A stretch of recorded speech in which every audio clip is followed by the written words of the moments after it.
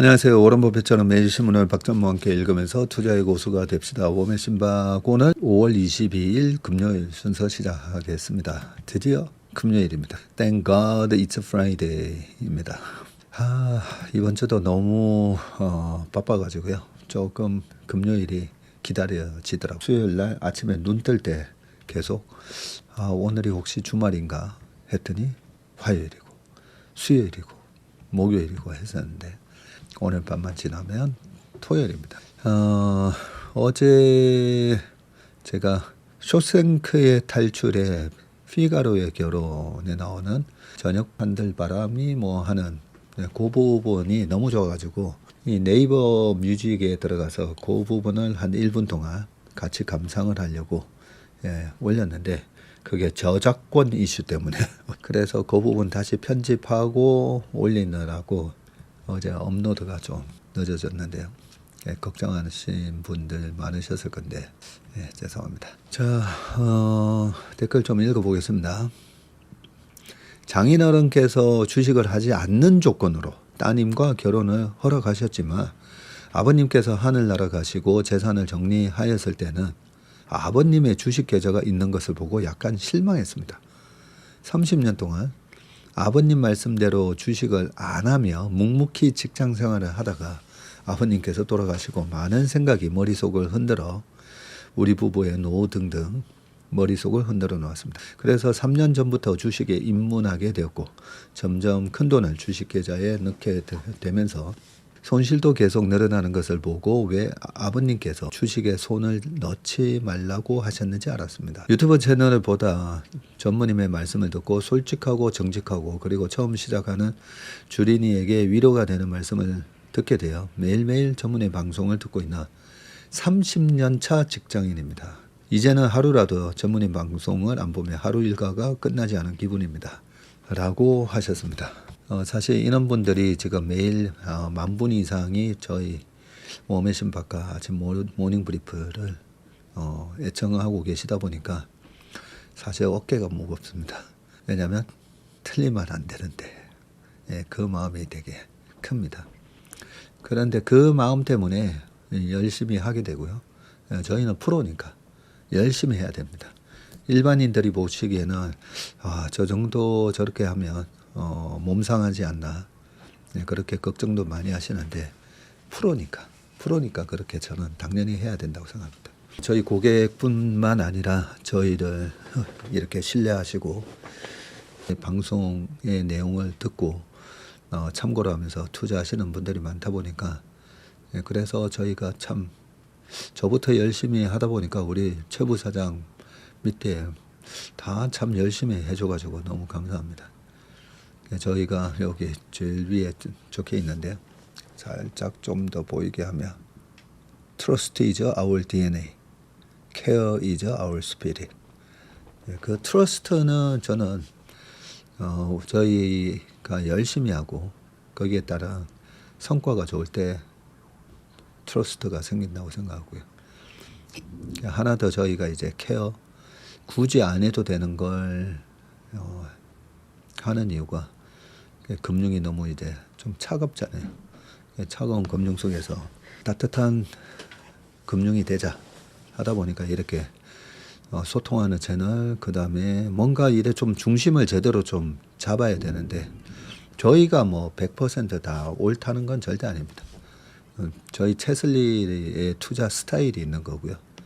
스타일이 다를 수는 있습니다. 다른 운용사, 굉장히 공격적인 운용사, 굉장히 수비적인 운용사, 저희처럼 공격과 수비를 다 하려고 애를 쓰는 운용사, 그런 좀 차이점이 있다 보니까 수비를 했는데 수비가 아니라 공격했어야 되는 때도 있었고 공격을 했는데 또 수비를 했어야 되는 때도 있고 하지만 그게 10번에서 10번을 다 못 맞추더라도 어쨌든 확률을 높일 수 있게 하기 위해서 열심히 새벽부터 나와서 밤늦게까지 공부하고 그 내용을 함께 아침 모닝 브리프에서 나누고 거기에 저희가 전문 분야가 아닌 부분에 대해서는 또 그 분야의 전문가들 실력자분들이 또 댓글 남겨주시고 그러면서 이 다른 채널에는 없는 건전한 주식 토론 문화가 만들어지고 있잖아요. 아침 모닝 브리프에도 보면 이런저런 참 좋은 얘기들이 많이 오고 갑니다. 서로에게 도움이 될 만한 얘기들 많이 해주시고 계십니다. 네, 그래서 저희 채널을 좀 중심으로 해가지고 꾸준히 정석대로 하게 되면 절대 장기적으로 투자해서 손해가 날 수가 없습니다. 행복한 투자의 여정 함께 할 수 있어 기쁩니다. 우리 모두 채슬리 해요. 네, 함께해서 기쁩니다. 우리 안단테 부자 돼요. 저도 빨리 채슬리에 일입하고 싶습니다. 아직은 3억이 큰 돈이네요. 네, 천천히 모으셔야 됩니다. 주식 거의 매도했는데 6월 중순까지 그냥 현금으로 가지고 있어야 하는지요. 증권사마다 랩 이름이 다르듯이 증권사마다 운용 방식이나 수익률이 다른지도 궁금해요. 액티브 이름 있는 것은 ETF 액티브처럼 채슬리 자문 내용보다 증권사에서 탄력적으로 하는지도 알려주세요. 증권사에 랩이 되게 많습니다. 저희뿐만 아니라 많은 자산운용사, 투자자문사가 자문을 하는 그런 랩 상품이 많은데 액티브라고 붙여놨다고 다 액티브하게 하는 건 맞습니다. 하는 건 맞는데 장기적인 성과가 어떻게 되는지 반드시 확인하셔야 됩니다. 보통은 보면 최근 6개월에서 1년 수익률만 보여주면서 최근에 이렇게 수익률이 좋으니까 한번 해보세요 이러거든요. 그런데 장이 어떻게 될지 모르잖아요. 그죠? 그래서 그 회사의 장기적인 성과가 어땠는지 참고하셔야 되고 강세장에서 잘하는 운용사인지 약세장에서 잘하는 운용사인지 그런 특색이 있으니까 잘 확인하셔서 하셔야 됩니다. 저희 채슬리 투자자문이 운영하는 랩은 삼성증권이나 KB증권이나 한투, 신한, 유한타, IBK, DB 전부 동일하게 운용이 됩니다. 오늘 코스피 지수 상승이 606포인트인데 예전 코스피 2000 시절 생각하면 지수가 상한가 친 거네요. 그렇네요. 한 방에 600포인트가 올라갔는데 얼마 전까지 그죠? 2000포인트에 대해서 왔다 갔다 했었는데 이런 장이 도래할 줄은 정말 꿈에도 몰랐는데 이런 장에 주식을 하고 있다는 게 정말 감사한 일입니다. 오늘은 삼전 노조가 잘 해결해서 기분이 좋네요. 저도 덕분에 역발상 매매의 실전편을 경험할 수 있었습니다. 솔트님이 잘하셨죠 이번에. 전무님의 삼천포 스토리를 들을 때마다 시간여행을 다녀오는 기분입니다. 채밀턴 인턴 작년부터 시작하고 모닝브리핑 웜의 신박 덕분에 귀가 많이 열렸습니다. 방치된 미국 주식 높은 환율에 환전하고 채슬리 미국 어벤져스 팀에 연금을 굴리듯 장기로 보낼 계획입니다. 열심히 달러 벌어오시게. 그러니까요. 저희가 주식 투자를 미국 주식 잘하는 게 어떻게 보면 달러 벌어오는 거잖아요. 맞습니다. 저희도 우리 삼성전자나 현대차 수출 역군들이 벌어오는 그 제조업으로 버는 것만큼이나 우리도 금융으로 달러를 돈 벌어와야 됩니다. 전무님께서는 음악, 경제, 문학, 경제, 운동 도대체 못하시는 게 무엇일까요? 하셨는데 제대로 하는 게 별로 없습니다. 그냥 우리 주식쟁이들은 하도 많은 산업을 보다 보니까 좀 얄팍하게 좀 많이 합니다. 얄팍하게. 그런데 그 분야의 전문가 분들 앞에서는 되게 부끄러운 수준이죠. 너무 얄팍하게 많이 알기 때문에. 물이 이미 들어왔는데 60% 현금 가지고 계신 분 망했어. 5말 6초의 강력한 수익을 줄 듯합니다. 전문님 롱런의 비결 중 하나가 감수성 아닐까 감히 말씀드려 봅니다. 저도 퇴근 후 운동하는데 너무 상쾌한 날씨라고 생각했는데 쇼생크 탈출 영어와 클래식 음악까지 들려주시는 센스 로맨틱 가이이십니다. 전무님 덕분에 주말에 쇼생크 탈출 영화 다시 보려고요 하셨습니다. 항상 우리가 나는 왜 사는가 예, 나는 왜 사는가? 삶의 목적이 뭔가? 예, 생각해 보면 이 삶이라는 생명이라는 선물을 받은 거잖아요, 우리가. 언제 죽을지는 모르지만 어쨌든 지금 살아가는데 최대한 행복하게 살아야 되지 않겠습니까? 그죠? 그럼 나는 어떨 때 행복한가? 예, 그런 생각을 해보면 음악 좋아하시는 분들은 음악할 때, 그 다음에 운동 좋아하시는 분들은 운동할 때, 그죠? 아니면 어떤 일을 도전을 하고 내가 그걸 성취했을 때, 예, 그럴 때 쾌감을 느끼시는 분. 산을 외롭게 힘들게 올라가지만 산의 정상에 섰을 때 그 상쾌한 기분. 예, 그런 행복을 찾아서 각자 하는 건데 그게 우리가 자본주의에 살고 있다 보니까 다 조금씩 다 돈이 들어간다는 거죠. 예, 그래서 처음에는 이제 돈을 벌려고 애를 쓰는데 하다 보면 그 돈이 우리 삶의 목적인 걸로 궁극적인 목표인 것처럼 착각을 하게 됩니다. 네, 그래서 항상 우리가 나 자신의 행복, 그 다음에 내 주변 사람들의 행복, 어떻게 하면 나와 다른 사람들을 행복하게 살 수 있게 할 수 있을까? 그래서 저는 옛날에 한석규 씨가 주연하셨던 그 낭만 닥터. 예, 의사분도 되게 힘드시잖아요. 근데 낭만 닥터.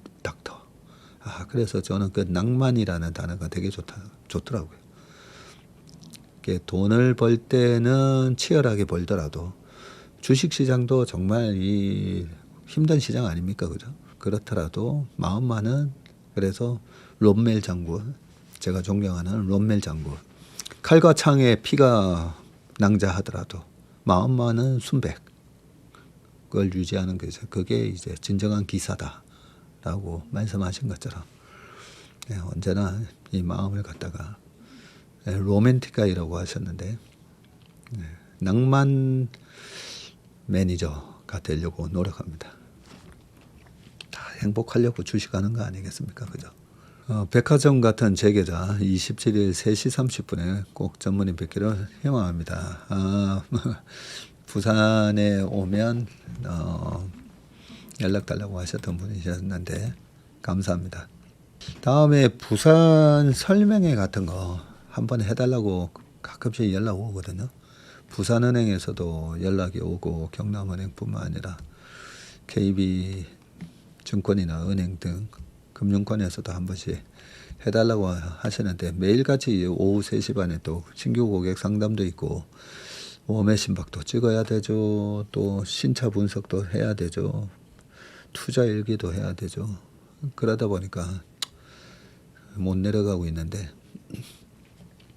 다음에 부산이나 광주나 대전이나 일단 설명회가 있으면 웬만하면 좀 갈 수 있도록 하겠습니다. 국민성장펀드가 출범하면 주식시장에는 어떤 영향이 있을까요? 오늘 코스닥에 상당히 물들어오는 그런 부분이 있는데 지난번 코스닥 3천 얘기 나왔을 때도 제가 그랬잖아요. 우리가 항상 가치와 가격을 비교하면서 매매해야 되거든요. 이 회사의 가치는 어느 정도가 적당한가. 근데 수급에 의해서 물이 들어오면 자연스럽게 이제 배가 높아지고 물이 빠지면 자연스럽게 배가 낮아지고 그런 것처럼 수급에 의해서 일시적으로 가격이 올라갈 수는 있지만 결국은 적절한 가치가 어느 정도 가치 평가가 돼야 되고요. 이 가치 증가가 있어야만 국민성장펀드도 좋은 성과를 얻을 수 있을 겁니다. 그래서 너무 국민성장펀드가 출범했다고 해서 기업의 가치에 영향을 주는 거 아니거든요. 그러니까 지금 내가 투자하는 기업이 가치 대비 싼가 비싼가 항상 그 판단을 하셔야 됩니다.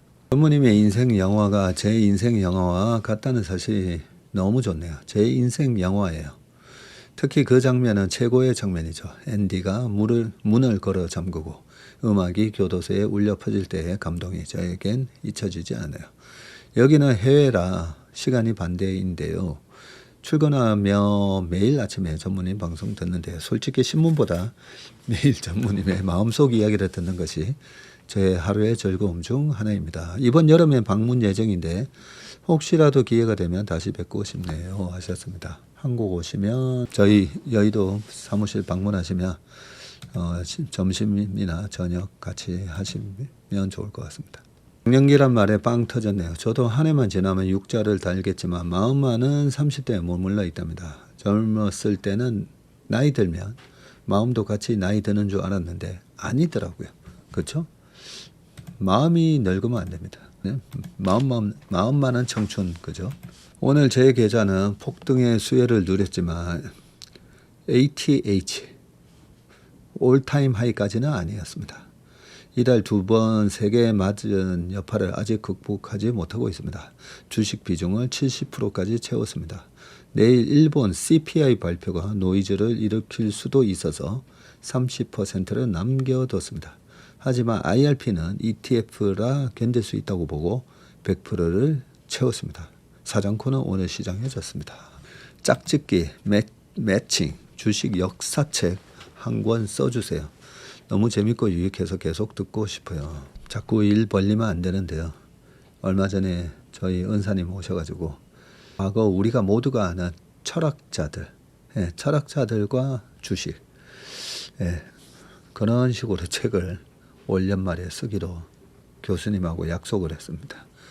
소크라테스 너 자신을 알라부터 시작해가지고 우리가 아는 데카르트부터 많은 철학자들 그 책 쓰고 주식 역사책도 써야 되는데 우리 복동이 아우님이 꼭 한 주식시장의 역사 그 영상으로 좀 만들어 달라고 얘기하셨는데 숙제가 너무 많습니다. 남들 무서워할 때 사고 이익이 많이 날 때 조금씩 팔기만 해도 평생 우리나라 반도체로 돈 벌기 좋다라는 말씀을 들었습니다. 저는 상승장은 앞으로 조금 더 갈 거라고 보는데 궁금한 건 이렇게 큰 대세 상승장 이유는 보통 어떻게 되나요? 주식하고 처음 이런 상승장을 겪어봐서 이 상승장 이후 상황이 궁금해서 그때가 오기 전에 미리 여쭤봅니다. 사례도 좋고 개괄적으로 이야기를 들려주셔도 좋아요. 이 다음 국면이 너무 궁금해요. 매일 아침에 저희가 모닝브리프 때도 그렇고 이 닷컴 버블의 역사, 최근에 PC의 역사, 핸드폰의 역사 이런 얘기를 많이 말씀드리잖아요. 단지 우리가 이러다가 거품이라는 거는 지나치게 가치 대비 훨씬 많이 가격이 올라갔을 때 그게 거품이잖아요.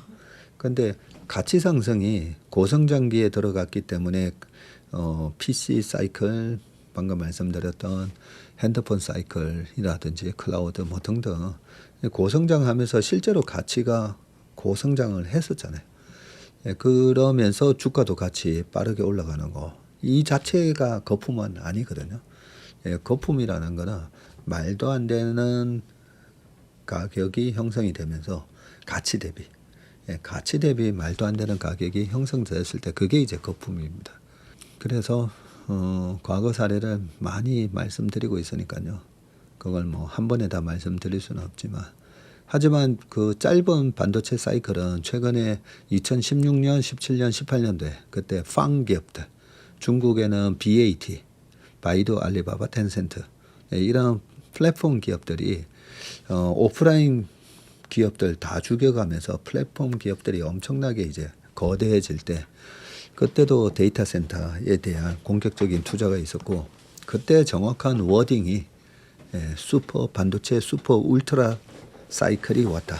그랬었습니다. 그래서 2018년도에 나온 리포트 한번 쭉 찾아서 읽어보시면 좋아요.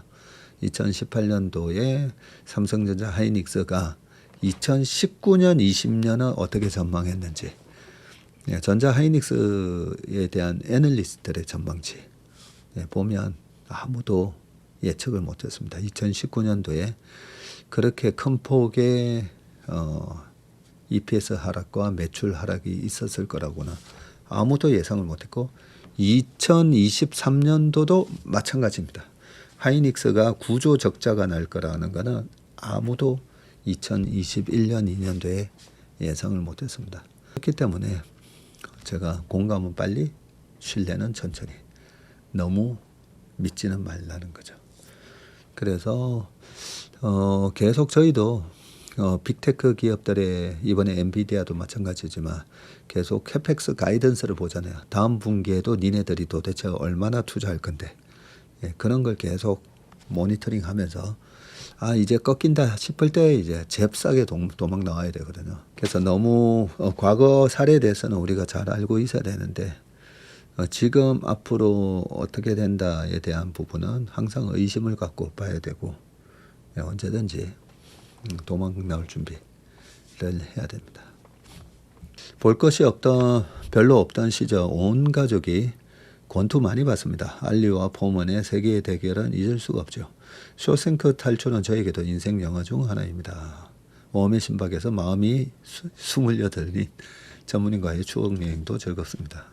채밀턴은 다 동갑입니다. 모두 28세. 우리 솔트님 좋은 얘기 하셨네요. 그렇죠? 우리 전부 다 우리 채밀턴 분들은 몇 살이야 하면 우리는 다 28이라고. 네, 28은 좀 그런 거예요. 38? 아니요.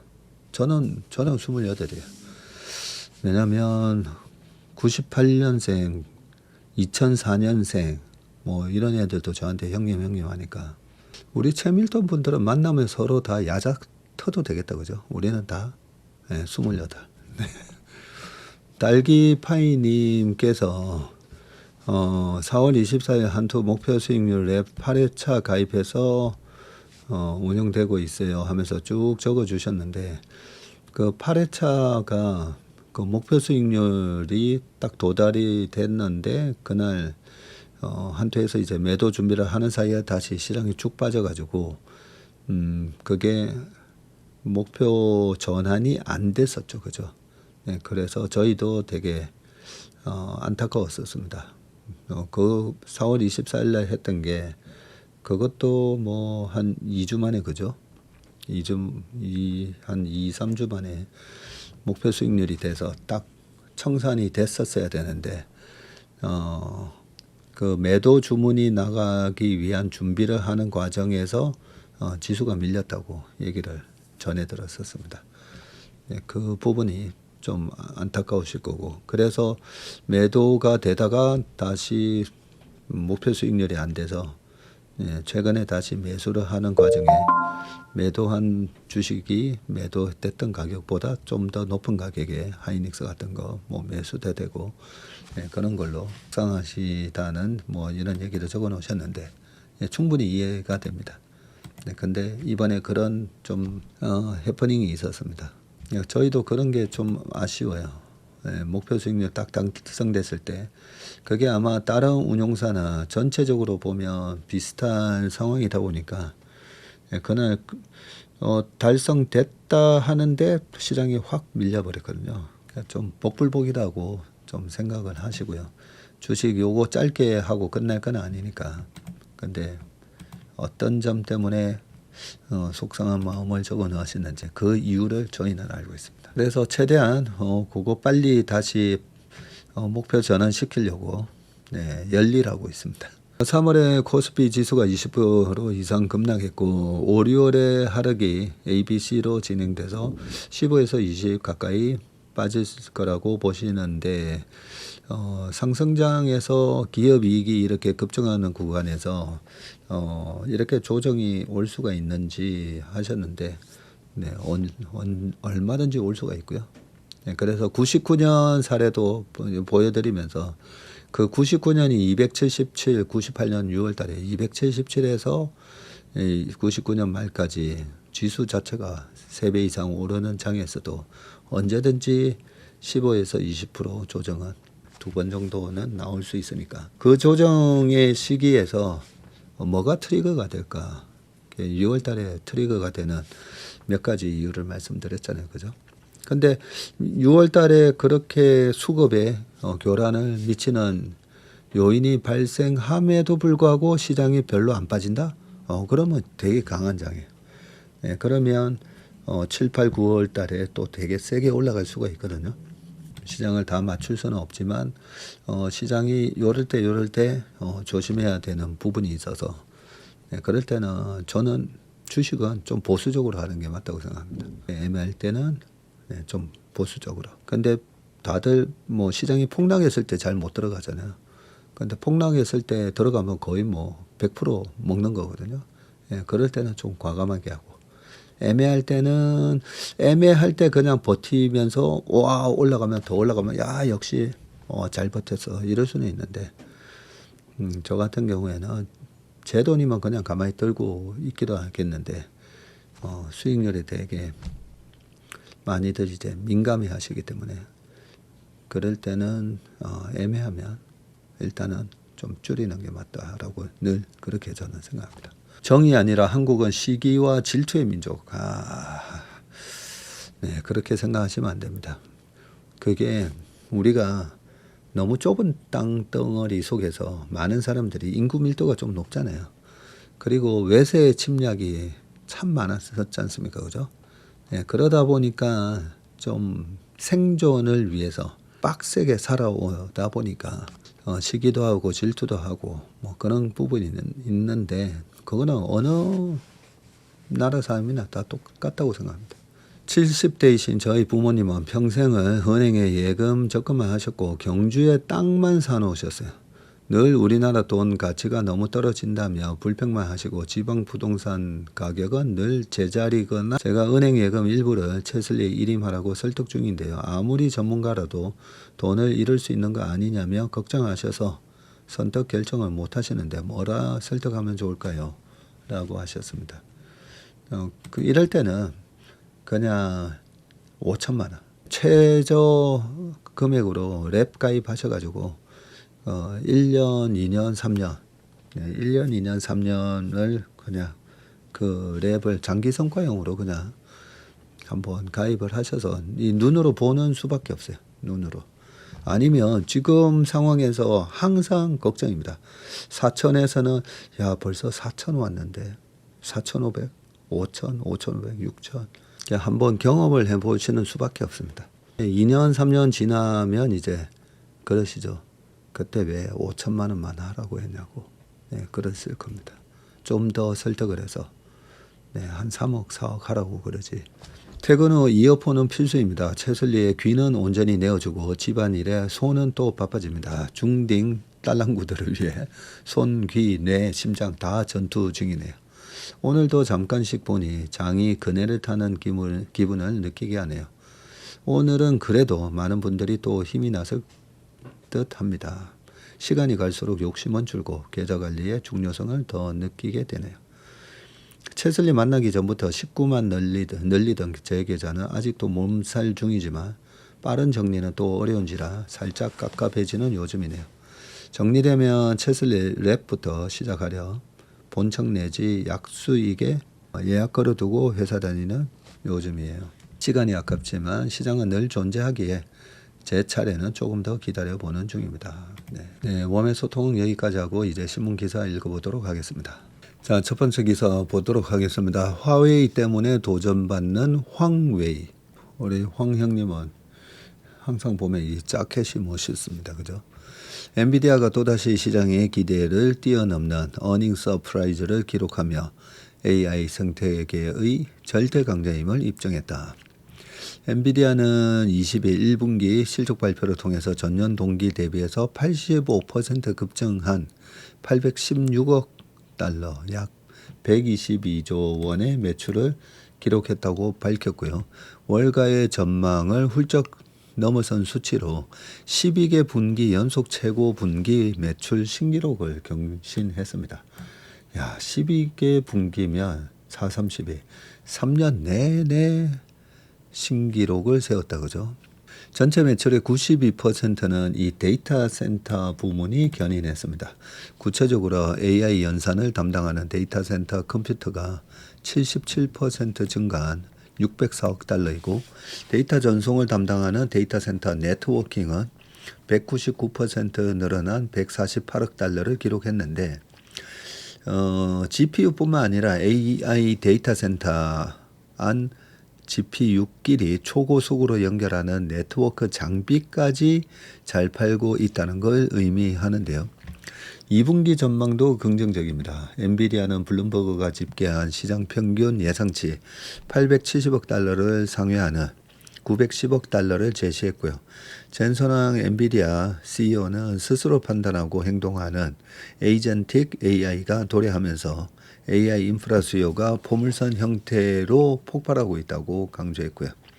엔비디아는 현재 약 1조 달러, 1,500조 원 규모인 빅테크의 AI 인프라 투자액이 2030년까지 3조에서 4조 달러로 확대될 수 있다고 내다봤는데 눈여겨볼 대목은 사업부문 체계의 재편이고 기존 4개 DC, 게임 및 AI PC, 전문가용 그래픽, 자동차 및 로봇 부문을 DC와 엣지 컴퓨팅 양대 축으로 단순화했고요.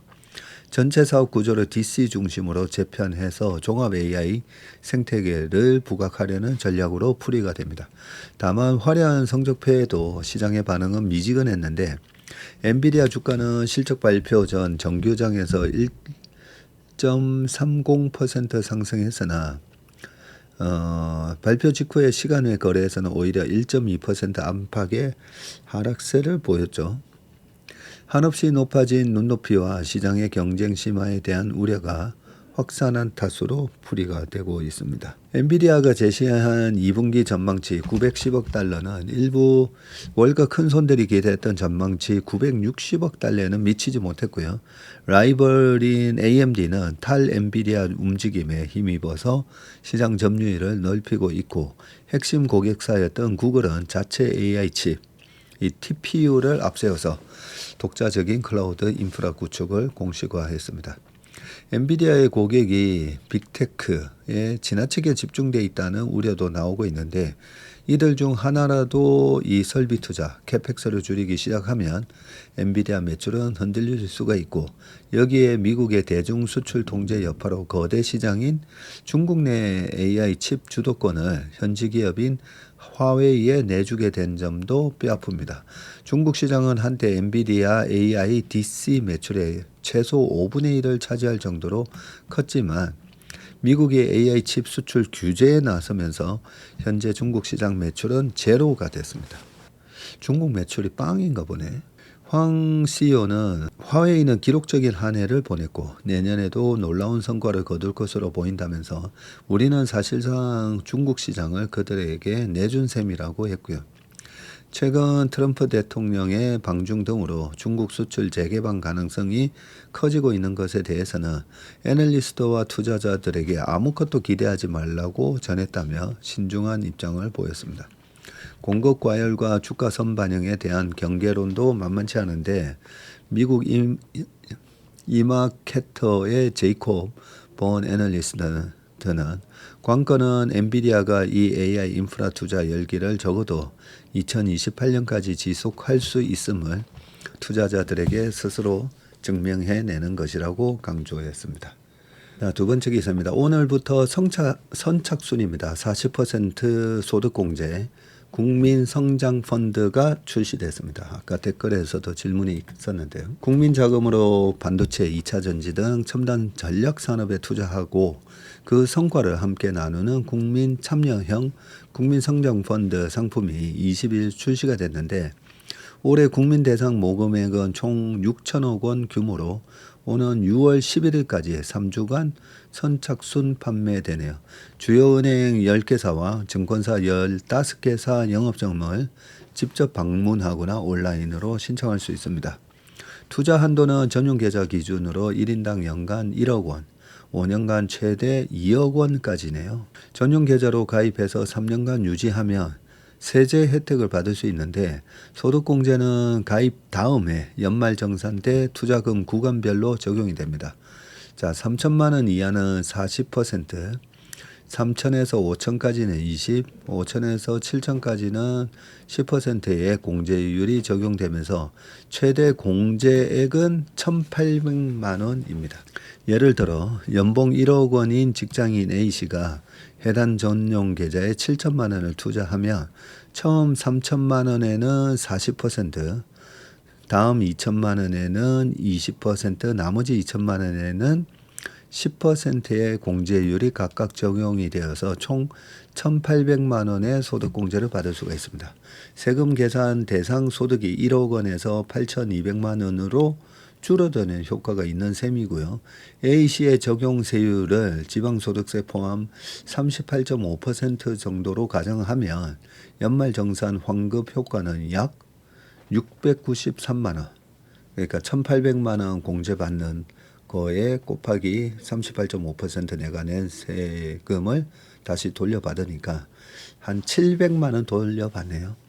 7천만 원 투자하면 한 700만 원. 그러니까 어떻게 보면 10% 원금에서 손실이 나도 본전이다, 그죠? 세금 돌려받는 게 있으니까. 그리고 5년 이상 보유하면 배당소득 분리과세 9.9%가 적용이 돼서 건강보험료 인상이나 금융소득 종합과세 부담도 덜 수가 있고요. 세제 혜택을 받으려면 국세청 홈택스나 정부 24 사이트, 세무서에서 개인자산관리 종합계좌인 ISA 가입용 소득 확인 증명서를 미리 발급받아 신분증과 함께 지참을 해야 됩니다. 자, 5년간 묶여 있어도 되는 여유자금, 5년간 자금이 묶이는 폐쇄형 펀드이고 5년간 중도 환매가 제한되네요. 3년 의무 보유 전에 양도 시에는 감면세액 전액 추징당합니다. 거래소 상장으로 양도는 가능하지만 거래가 분실하거나 낮은 가격에 거래될 가능성도 크고요. 투자 원금 손실 가능성은 원금 보장 이 상품이 아닙니다. 국민성장 펀드는 국가가 손실 일부를 재정으로 보전하지만 변동성 큰 신사업 투자 비율이 높아서 추가 손실 위험도 존재합니다. 절세 효과 극대화, 국민성장 펀드 투자 전 본인이 소득공제 혜택 구간 안에 있는지 확인할 필요가 있습니다. 소득공제 통합펀드는 신용카드, 주택자금 등 다른 공제와 합산해서 2,500만 원까지이고요. 연봉이 적다면 추가 공제 혜택이 없거나 적을 수가 있습니다. 같은 공제율이라도 소득세율이 높을수록 절세 효과가 커집니다. 아까 3천만 원까지는 40% 공제를 해준다고 했잖아요. 근데 우리나라 제가 알기로는 연봉이 3,500이면 거의 내는 세금이 없습니다. 세금이 없는데 이거 내가 3천만 원 투자했다? 와, 그러면 나도 40%에 해당되는 3천에 40%, 3, 42, 1,200만 원에 대해서 내가 낸 세금 돌려받을 수 있겠네 라고 기대하시면 안 된다는 거죠. 세금 낸 게 없기 때문에. 그래서 연봉이 한 5천이 안 되시는 분들이 이 국민성장펀드를 가입을 해서 돌려받는 세금 혜택이 거의 없다고 보시면 될 것 같습니다. 절세 계좌와의 우선순위 점검인데 대부분 병행이 가장 효율적이고 안정적 절세 장기복리가 IRP 연금저축은 우세이고 뭐 등등 되어 있고요. 어떤 게 나은지 비교를 좀 하셔야 됩니다.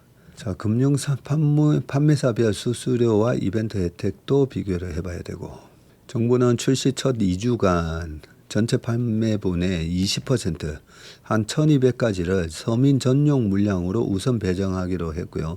대상은 근로소득 5천만 원 이하 또는 종합소득 3,800만 원 이하 국민이다라고 돼 있는데 방금 제가 말씀드렸듯이 이럴 경우에 크게 혜택이 없습니다. 물론 아까 뭐 배당소득에 대해서 뭐 9.9%로 해주고 이런 거는 있긴 하지만 관련 내용은 한번 또 쭉 읽어보시길 바라겠습니다.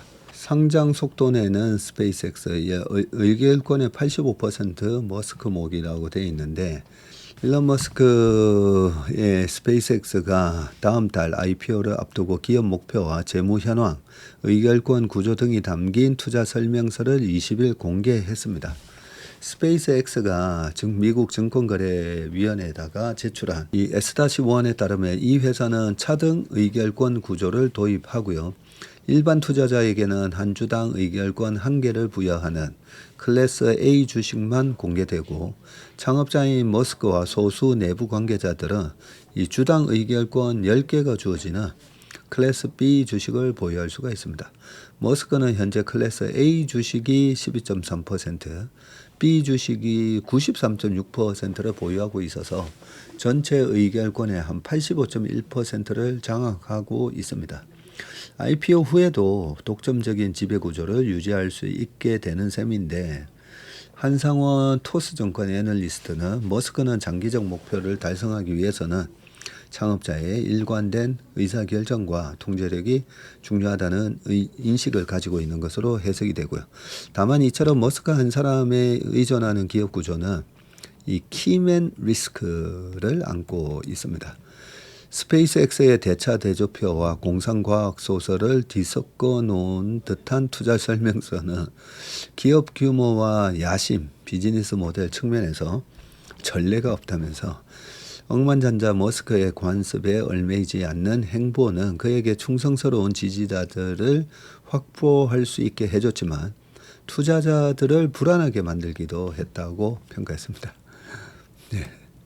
투자 설명서가 대조표 플러스 공상과학 소설 같다는 표현을 했네. 스페이스X는 단순 항공 우주 기업이 아닌 우주 AI 결합 플랫폼을 구축하겠다는 청사진을 밝혔는데 재사용이 가능한 차세대 스타쉽 로켓과 저궤도 위성을 이용한 스타링크 통신망 그리고 우주 데이터 센터와 프론티어급 성능의 AI 모델 그록을 연결한 수직 통합 혁신 엔진을 구축하겠다는 건데 스페이스X는 우주와 AI 전반에 걸쳐서 하드웨어와 소프트웨어 인프라를 구축하고 있는 유일한 기업이라면서 인류를 다행성 종족으로 만들고 우주의 진정한 본질을 이해하는 데 필요한 시스템과 기술을 구축하는 것이 우리의 미션이라고 소개했습니다.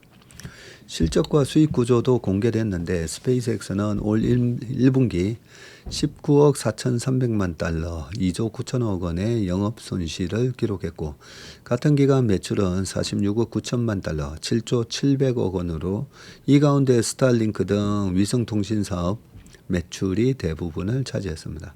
스페이스X는 다음 달 4일부터 투자자를 위한 로드쇼를 시작해서 같은 달 10일 IPO를 목표로 하고 있고요.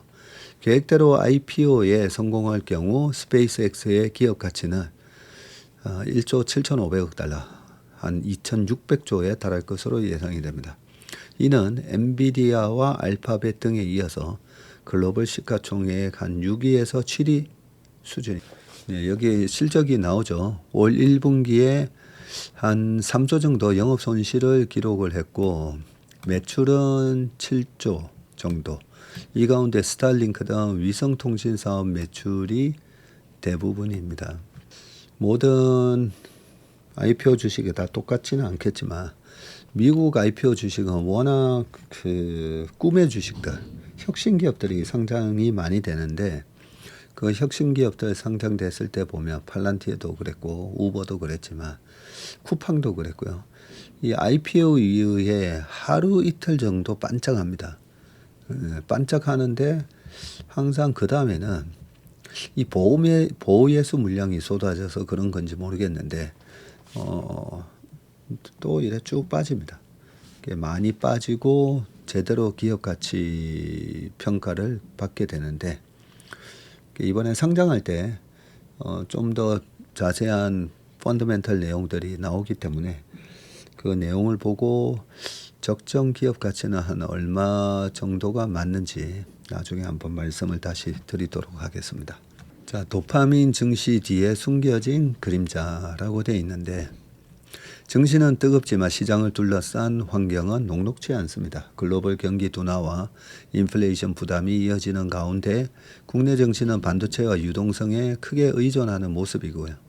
여기에 개인 투자자들의 비투까지 빠르게 늘면서 작은 충격에도 변동성이 확대될 수 있다는 우려가 나옵니다.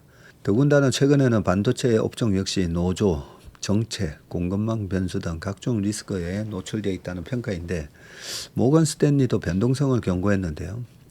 5월 10일 발표한 2026년 한국 증시 하반기 전망 보고서에서 코스피는 추가 상승 여러 건 있지만 하반기에는 시장 변동성이 다소 커질 수 있다면서 향후 3개월에서 6개월 코스피의 예상 범위를 6,500에서 9,500으로 제시한다고 밝혔네요. 아까 댓글 질문에서도 6,500억까지 과연 갈까요? 라는 질문이 있었는데 그죠? 김용범 청와대 정책실장이 5월 12일 페이스북에서 전자하이닉스 등 반도체 기업 초과이익에 대한 정부 정책 개입 가능성을 시사를 하면서 이에 코스피 지수가 당일 7,999에서 7,421까지 급격히 하락을 했습니다. 사진은 지난 5월 5일 용산 대통령실 기자회견장에서 브리핑하는 김용범 정책실장님이시군요. 저는 신문 기사에서 성함만 들었었는데 이분이시군요. 자, 리스크 1 안팎에서 시끄러운 반도체 정책 불확실성의 중국 변수까지. 정시를 이끄는 건 단연 메모리 반도체인데 5월 13일 기준 코스피 시가총액이 6,400조가 됐고요. 이 중 전자가 1,660조, 하이닉스가 1,400조. 요거 두 개 합쳐서 3,000조가 넘었습니다. 시총 비중이 무려 47.7%에 달했고요. 코스피 시총의 절반이 전자와 하이닉스인 꼴입니다. 반도체가 흔들리면 코스피 전체가 흔들리는 장세인데 글로벌 IB를 중심으로 반도체 과열 우려가 나온다는 점도 짚어볼 지점인데 최근 반도체 랠리가 실적만으로 설명하기 어려울 정도로 심리 장세 성격이 더해지고 있다는 분석입니다. 미주증권은 최근 메모리 반도체를 두고 멜트업 구간이라는 표현을 썼는데 멜트업은 실적이 아닌 포모 등 심리적 요인이 증시 상승세를 이끄는 현상입니다. 보통은 우리가 녹아내린다. 멜트 다운이라고 표현을 써야 되는데 포모 현상 때문에 막 주가가 막 녹아내리는 게 아니라 오히려 더 막 이렇게 과열되는 현상을 멜트업이라는 표현을 썼습니다. 자, 이런 상황에서 작은 이슈에도 시장이 크게 반응할 수가 있는데 예를 들어서 미국 메모리 반도체 업체인 마이크론은 지난 3월 실적 서프라이즈 이후 특별한 악재가 없었음에도 단기간에 30% 가까이 급락한 바 있습니다. 실적이 아닌 투자 심리가 증시 방향성을 결정하는 상태이고 최근 김용범 청와대 정책실장의 국민 배당금 언급 이후 전자와 닉스 주가가 흔들린 사례도 있는데 아까 그 초과 이윤 얘기가 있었고요. 블룸버그는 한국의 한 고위 정책 당국자가 AI 산업에서 발생한 세수를 활용해서 국민들에게 배당금을 지급해야 한다고 주장하면서 한국 증시가 크게 출렁였다라고 그때 전했었죠. 미국 금융 매체인 배런스도 지금 반도체 시장은 작은 악재에도 매도세가 터질 만큼 예민한 상태라면서 한국 정부 관계자의 발언만으로도 시장이 큰 폭으로 흔들렸다고 설명했습니다. 자, 월가에서는 반도체 랠리가 지나치게 공급 부족 논리에 기대고 있다는 지적도 나오는데 자, 5월 10일 베런스와의 인터뷰에서 리서치 업체 가베 칼 리서치의 루아 빈센트 CEO는 향후 미국과 중국 간 히토르 공급과 반도체 장비 규제가 협상 테이블에 오를 수 있다고 예상하면서 중국이 첨단 반도체 장비 접근권을 확보하게 되면 단기적으로 반도체 가격 하락 압력이 커질 수 있다고 했고요.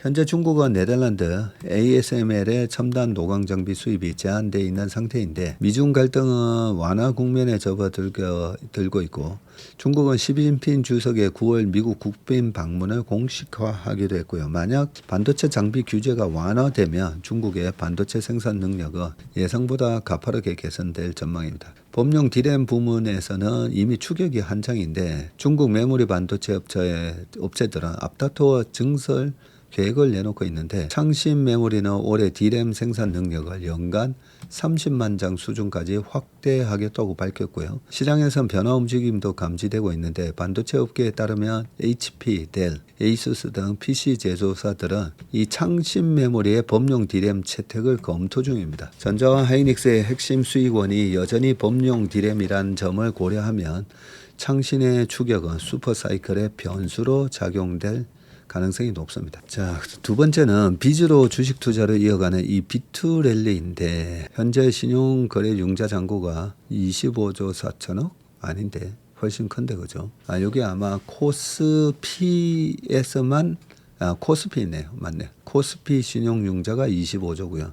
코스닥도 한 10조 되죠. 신용거래 융자 잔액은 개인 투자자가 주식 예탁금 등을 담보로 증권사에 돈을 빌려서 주식을 산 뒤 아직 갚지 않은 금액입니다. 신용거래를 활용하면 내 돈보다 훨씬 많은 금액으로 주식을 살 수가 있고 상승장에서는 더 큰 수익을 누릴 수 있지만 문제는 증시가 떨어질 때인데 손실뿐 아니라 빌린 돈까지 갚아야 하는 상황이 나오게 됩니다. 만약 정해진 기한까지 돈을 갚지 못하면 투자자 의사와 별개로 증권사는 담보로 잡은 주식을 시장에 매도해서 돈을 회수하게 되죠. 이른바 반대 매매입니다. 이 경우 투자자의 계좌는 빚만 남는 깡통 계좌가 됩니다. 자, 이런 상황에서 공매도 순보유 잔액까지 불어나고 있는데 공매도는 소유하지 않은 주식을 빌려서 먼저 판 뒤에 주가가 하락하면 다시 사들여 갚는 방식이죠. 공매도 순보유 잔액이 늘고 있다는 것은 증시 하락에 베팅하는 투자자가 늘고 있다는 의미입니다. 현재 코스피 공매도 순보유 잔고는요 21조 4천억이네요. 그러면 아까 코스피 신용잔고가 25조, 코스피 공매도 순잔고는 21조, 한 4조밖에 차이 안 나네요. 한 달 전에 16조였는데 와 31%나 늘었고 올해 초에는 12조였습니다. 12조였는데 75% 가까이 증가했습니다. 대차거래, 스탁 랜딩, 대차거래 잔고가 늘고 있다는 점도 눈에 띄는데 지금 대차 잔고는 한 3조 정도 됩니다. 한 달 전에 155조보다 30조 원 가까이 불어났는데 대차거래는 투자자가 주식을 빌리는 것을 가리키는데 대차거래는 다양한 목적으로 활용이 되지만 한국 증시에서는 이 공매도의 선행지표 역할을 하죠. 한국 증시는 무차익 공매도가 금지되어 있기 때문에 공매도 투자자는 사전에 주식을 차입하거나 차입 계약을 체결해야 하기 때문이고 쉽게 설명하면 공매도 투자자는 대차 거래 등을 통해서 주식을 사전에 차입 확보해야만 공매도를 진행할 수 있다는 말입니다. 자, 세 번째 리스크는 매크로도 지금 빨간불이라는 거죠. 살얼음판이 매크로 환경도 불안 요소인데 이란 사태 장기화로 글로벌 원유 재고가 빠르게 줄고 있기 때문이고요. 이는 유가 상승을 자극해서 산업 생산과 물가, 소비 전반에 부담으로 작용할 수가 있습니다. 자, JP모건은 최근 보고서에서 전쟁이 길어질 경우 글로벌 상업용 원유 재고가 6월 중순 무렵 임계 수준이 오퍼레이셔널 스트레스 구간인 76억 배럴 수준까지 떨어질 수 있다고 경고했고 임계 수준 구간은 원유 재고가 없이 물리적인 원유 흐름에 차질이 생기는 상황을 의미하는데 올해 초 재고가 약 84억 배럴이었던 점과 비교하면 상당한 차이입니다. 재고 감소는 유가 상승 압력으로 이어지고요. 시장에서는 수요 파괴, demand destruction 가능성도 거론이 되고 있습니다. 수요 파괴는 원유 재고 급감이 유가 급등으로 이어지면 소비자의 기업이 버티지 못하고 소비 자체를 줄이는 현상을 뜻하는데 예를 들어 기름값 부담에 운전을 줄이거나 항공, 물류, 화학 기업 등이 비용 부담 때문에 생산과 운송을 축소하는 시기입니다. 실질적인 지표 변화도 포착이 되는데 전국 자동차 협회 이 AAA에 따르면 휘발유의 평균 가격이 2월 말에 2.9달러에서 지금 4.5달러까지 치솟았고요. 패트릭 더한 가스버디 석유 분석 책임자는 보통 휘발유 가격이 갤런당 5달러에 도달하면 사람들이 운전을 줄이며 수요 파괴 현상이 나타난다고 설명을 했습니다. 유가를 비롯한 전반적인 에너지 상승은 AI 반도체 업종에도 치명적인데 반도체는 공장 가동과 장비 운용에 막대한 전력을 쓰는 산업이고요. 유가와 에너지 비용이 커지면 기업 성장이 저해될 수밖에 없습니다. 금리도 변수인데 미국, 유럽 등 주요국 중앙은행은 중동발 인플레이션에 대비해서 긴축을 시사를 했고요.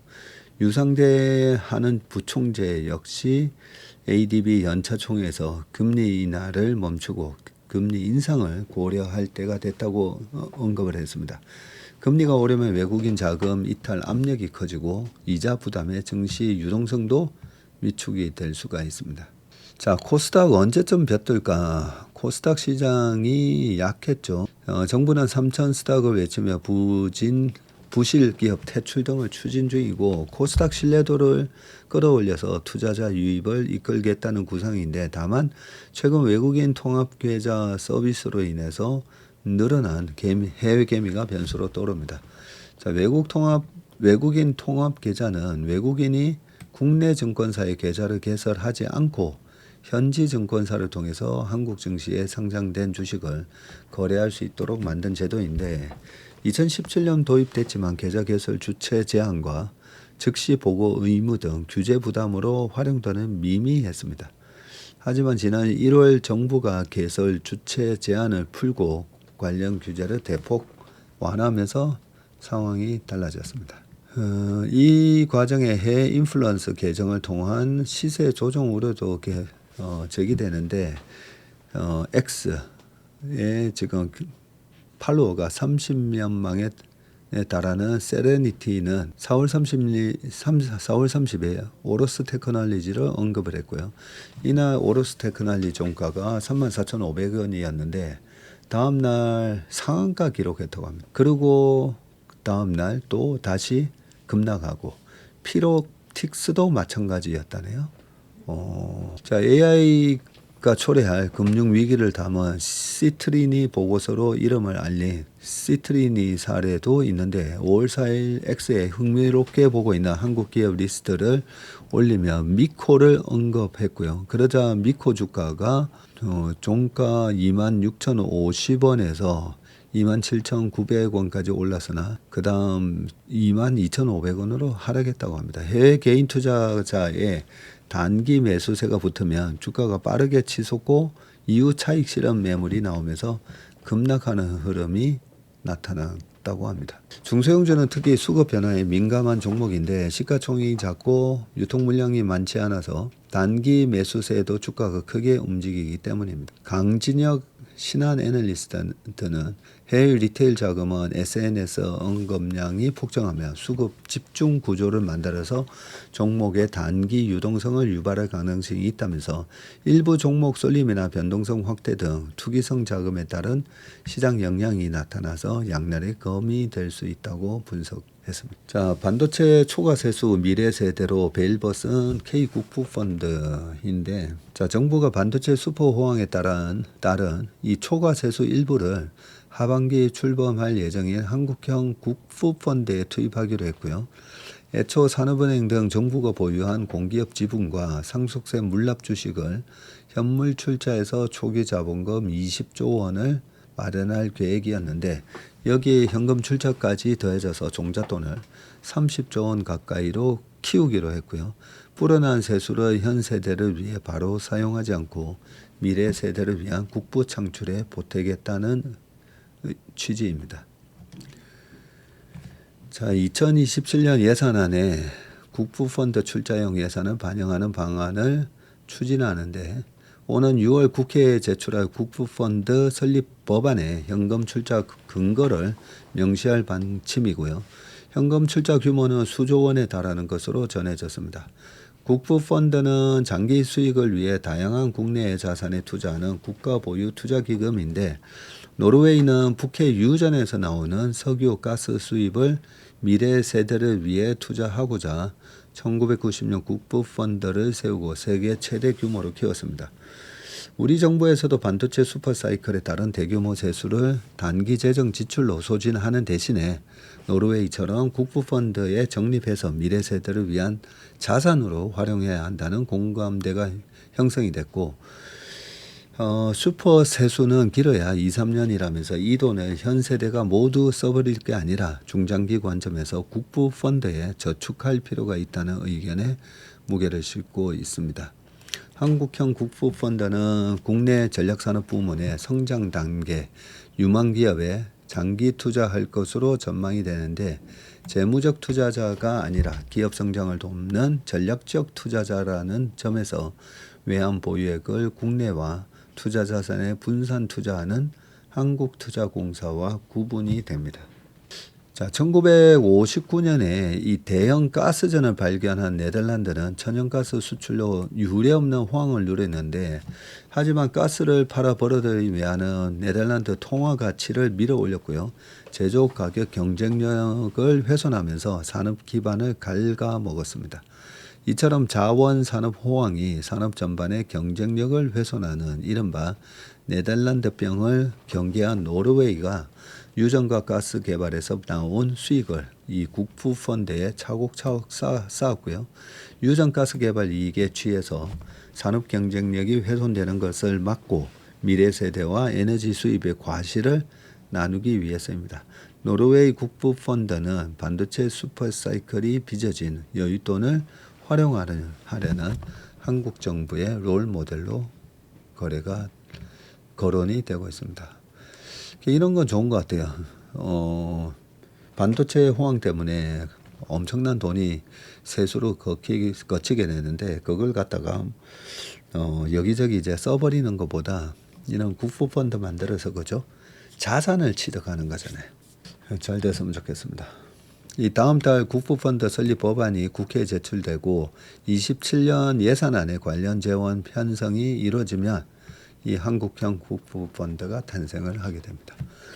20조 원 규모로 출발이 되는데, 아부다비 투자청이 한 1,800조 되고요. 테마색이 한 800조 되네요. 싱가포르잖아요.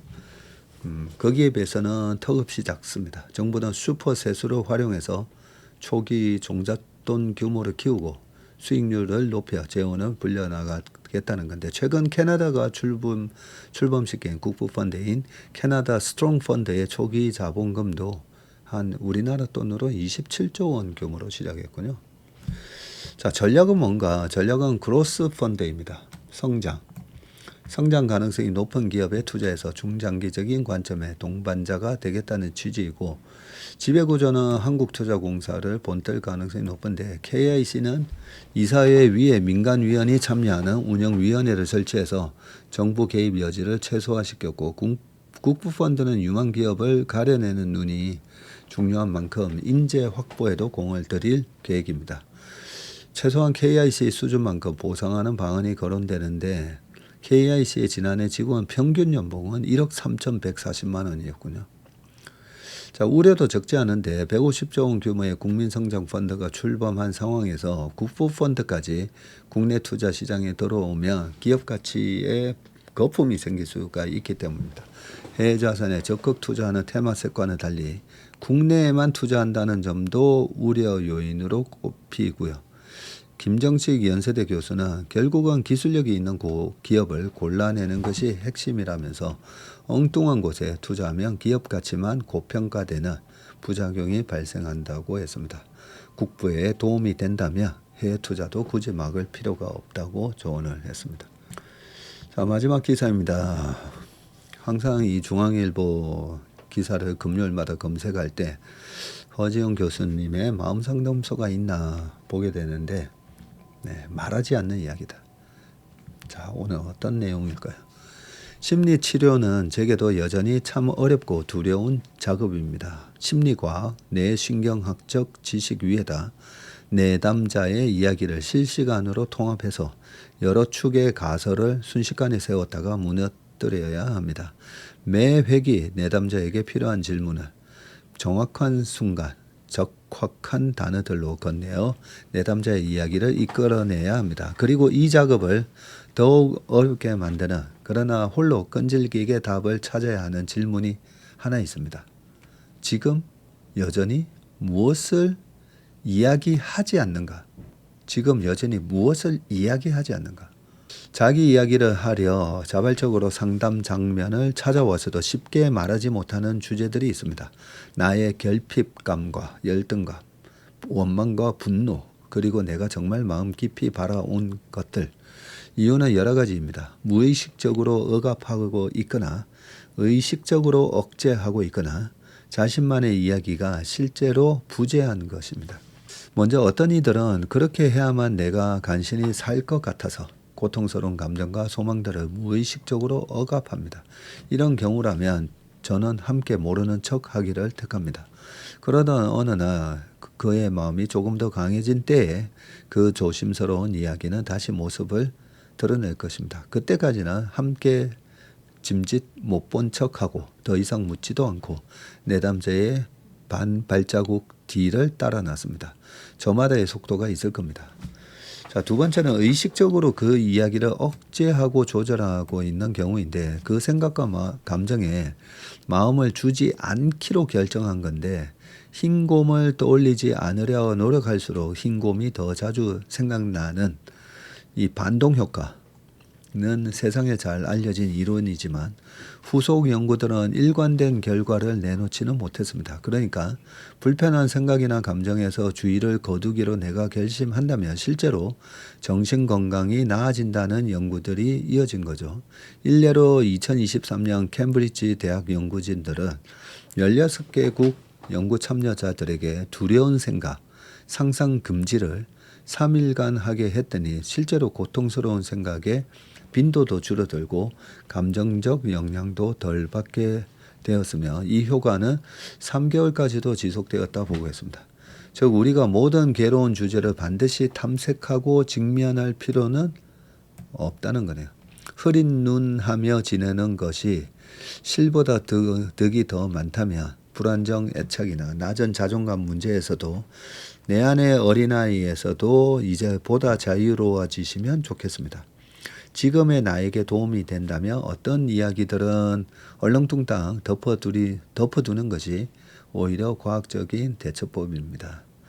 자, 마지막은 지금 자신의 이야기가 텅 비어 있는 경우입니다. 과거나 미래에 종일 마음이 엉켜 있거나 혹은 그저 어쩔 수 없이 해야만 하는 일들로 일상이 이루어지면 내가 정말 무엇을 좋아하고 어떤 일을 할 때 기뻐하는지 알아낼 수 없습니다. 취향의 부재입니다. 어쩌면 자신의 취향을 앞세워선 안 된다고 믿었을지도 모릅니다. 그러다 가족들도 그리고 나 자신도 내가 무슨 과일을 좋아하는지도 모른다며 당혹스러운 눈물을 보이기도 합니다. 실제로 내 인생에 큰 의미가 없다는 혼란감은 많은 경우 나의 쓸모가 아닌 나의 선호와 취향이 부재한 데에서 옵니다. 유령처럼 투명해진 자신을 눈치채버린 것입니다. 거창한 이야기는 아닙니다. 어떤 사람을 순간 반짝이게 하고 가장 힘든 순간 그 사람을 버티게 하는 취향이란 단순하고 고졸할수록 좋습니다. 아침에 일어나 이불을 손으로 탁탁 털며 네모나게 접는 취향이든 멀리서 사온 약과와 커피를 함께 먹을 생각에 두근대는 타입이든 서류에 스테이플러를 찍는 방향이든 일상에서 소박하게 이어지는 데 고유의 이야기가 있습니다. 그러니 묻습니다. 요사이 어디에 마음을 쏟고 있나요? 가장 최근 알게 된 나의 취향은 무엇인가요? 하루 중 어떤 시간을, 어떤 공간을 좋아하나요? 어떤 글과 어떤 소리를, 어떤 향과 조도를 좋아하나요? 답을 망설이는 분들을 위해 작은 숙제가 있습니다. 이번 주말에는 그동안 잘 억압하고 잘 억제한 이야기들은 계속 잘 쉬라고 두고 나의 취향을 한 가지 찾아보기로 합시다. 가보지 않았던 작은 도서관에든 신어보지 않았던 실내 슬리퍼에든 나의 소박한 시간과 돈도 한번 써보면 좋겠습니다. 내가 실은 이런 것들을 좋아했구나. 이걸 이제야 알았네 하며 비어있던 이야기 보따리를 가만 채워주세요. 네. 예전에 저희 동서가 국가 정보를 다루는 아주 중요한 기관에 다녔었는데 주말에 제가 축구하는 얘기를 막 신나게 했더니 그게 한 10년 넘었습니다. 나중에 그런 거예요. 일주일 동안 저렇게 뭔가 기다려지는 그런 취미가 있다라는 게 참 부럽다는 거예요. 그래서 저는 그게 당연한 거다라고 생각했는데 왜냐하면 저는 항상 이 취미가 있었습니다. 중학교 때는 농구, 탁구, 고등학교 때는 축구, 대학교 때는 검도하고 농구, 네, 그리고 사회생활 하면서는 어쩌다 이제 골프를 좀 빨리 시작해서 골프, 그리고 최근에는 축구. 그래서 내가 좋아하는 취미, 그게 또 나의 정신 건강, 몸 건강에 도움이 되는 그런 취미가 굉장히 중요하다는 걸 그 동서의 얘기를 듣고 알았어요. 그게 운동을 한다는 걸 부러워한 게 아니라 뭔가 간절하게 축구 생각만 하면 눈이 이제 반짝반짝해지잖아요. 그 표정을 보면서 뭔가 일주일에 내가 좋아하는 일을 할 수 있다는 그런 취미를 갖고 있는 게 참 부럽다. 이런 얘기를 들었습니다. 그래서 우리 허재웅 교수님 말씀처럼 요사이 어디에 마음을 쏟고 있나요? 근데 우리 최밀턴 분들은 웜의 신바에 마음을 많이 쏟고 계십니다. 그죠? 최근에 알게 된 나의 취향은 무엇인가요? 박세기 전문일 수가 있습니다. 그죠? 하루 중 어떤 시간을, 어떤 공간을 좋아하네요. 어떤 글과 어떤 소리를, 어떤 향과 조도를 좋아하네요. 그래서 우리 최밀턴 분들은 그래도 이 경제 공부도 되고, 그죠? 이거 경제 공부와 함께 내 주식 계좌도 그래도 조금씩 뭐 빨리는 안 불어납니다. 빨리 불어나는 걸 원하시는 분들이 왜 저렇게 쓸데없는 얘기를 많이 하지? 주식 도움 되는 얘기만 좀 해주지 이러실 수가 있는데 저희는 안단태지 않습니까? 그죠? 천천히. 빨리 급하게 가면 막 이렇게 좀 불안합니다. 그래서 웜의 신박을 통해서 또 주말에는 또 별주 버전을 통해서 그렇게 서서히 계속 우리가 이 주식시장, 우리가 투자하고 있는 이 주식시장과 그 주식시장을 둘러싸고 있는 이 자본주의, 국제정세 속에서 움직이는 기업 가치의 변화, 그 사이에서 또 수급에 의해서, 심리에 의해서 아니면 이런 투기적인 그런 아까 신용 포지션에 의해서 또 변동성이 일어나고 이런 이치를 알아가는 것 자체가 저는 우리 최밀턴 분들의 마음에는 텅 빈 마음이 아니라 뭔가를 꽉꽉 채워나는 그런 가치 있는 시간이 된다라고 생각합니다. 그래서 웜의 신박을 좋아하시는 게 아닌가. 이렇게 길게 하는데도 말이죠. 오늘 또 너무 길었습니다. 죄송합니다. 내일 것까지 웜의 신박 그냥 같이 했다라고 좀 생각해 주시면 좋을 것 같습니다. 웜의 신박 오늘 22일 금요일 순서는 여기까지 하겠습니다. 행복하고 건강한 주말 되시길 바라겠습니다. 고맙습니다.